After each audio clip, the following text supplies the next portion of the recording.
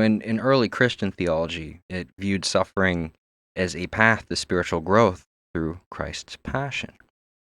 So that we're essentially doing as Christ did, and we're essentially sacrificing ourselves for the greater good. In a sense, we're trying to transmute our more base impulses and desires through the love of Christ, through Christ's sacrifice for our sins. In ancient Chinese traditions, Taoism it saw suffering arising from a resistance to the natural flow of the Tao. The answer was inner cultivation of emptiness and acceptance, Zen, essentially. Confucianism emphasized cultivating virtues like humanity, ritual propriety to harmonize societal suffering. Buddhism, it synthesized with Taoism to become a major force, as in India. So we see in the more Asian sort of philosophy, we see that there's this view that there's a disconnect from nature, from the Tao, the eternal everything. And this disconnection is what leads to suffering. And so when we cultivate virtue, we can tap into that eternal state, right? That natural flow. It's quite reminiscent of what we would see in ancient Greece, funny enough. To be perfectly frank with you, none of these explanations and practices really satisfied me. The Zen and somewhat the Stoic concept of non attachment and non desire didn't sit well with me. It felt too much like I was simply escaping the problem and trying to ignore it or to just be above or beyond it in some sort of way. And after a few years of practicing Zen, I had actually found myself perfectly unattached and at ease. I had essentially reached the point of total contentment, I guess you could say nirvana. I had this intuitive sense, however, that the eternal state of the soul was this same nirvana.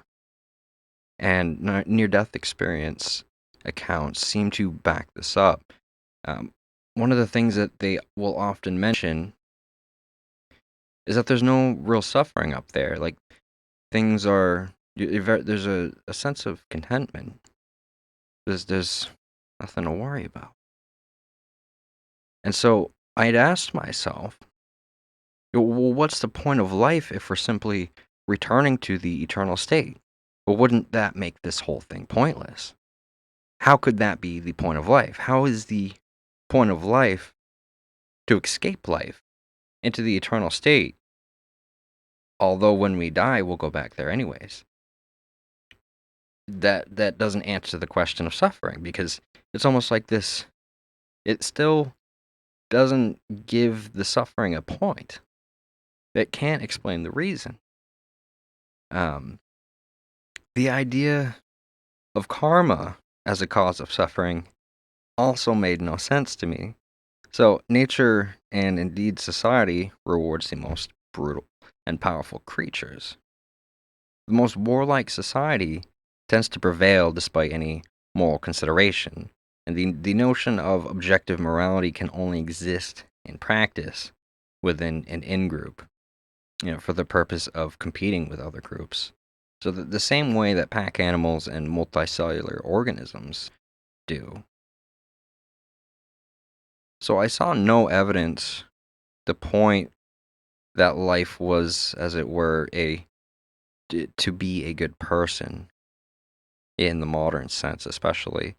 Given the fabric of our reality is not at all conducive to altruism in the absolute universal sense. Now, if there are 100 pacifists, all it takes is one psychopath to rule them all, causing more suffering and generational instability than if none of them were pacifist in the first place. So, between that and how nature seemingly rewards brutality, karma seems as if it's destined to forever exist because it cannot be outdone in the total sense. If we reincarnate based on karma, And most of human behavior is rooted in genetic, environmental, and unconsciously inclined behavior.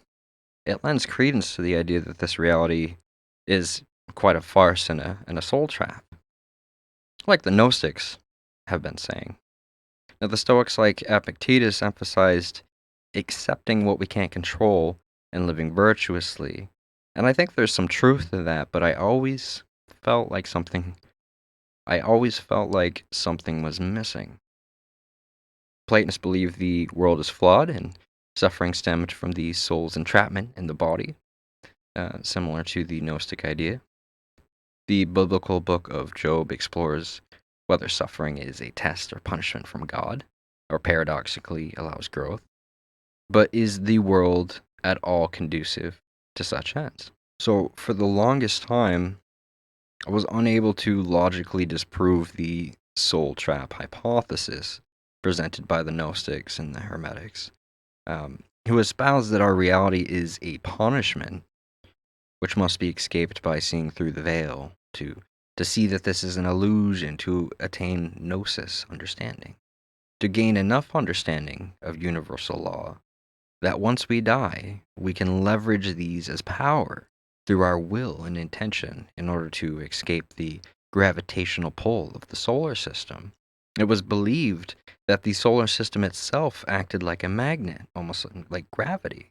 How the planets revolve around the sun, our souls too do the same. And we have to become powerful enough to escape this gravitational pull. It harkens to the Egyptian idea that our heart must be lighter than a feather, or else we must repeat this process. In more modern times, it's evolved to the idea that we don't enter the light, we shouldn't, um, through powerful intention and understanding of our own power as creator beings, to teleport ourselves to our own realm, and we do that through sovereignty and non attachment to the world. Now, this theory best explained the contradictions of spiritual growth through being a good person and living from the heart with a material reality with its complete inversion, like an unwinnable game. It's like, okay, well, we're supposed to live from the heart and be good people, but we have to kill things to live. It makes no sense.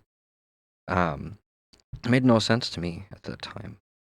And it explains the contradiction that while everything in the universe is rooted in patterns and correspondences, somehow the most important aspect of life, the very point of life and why we're here, is somehow the exception to that rule. It doesn't make sense.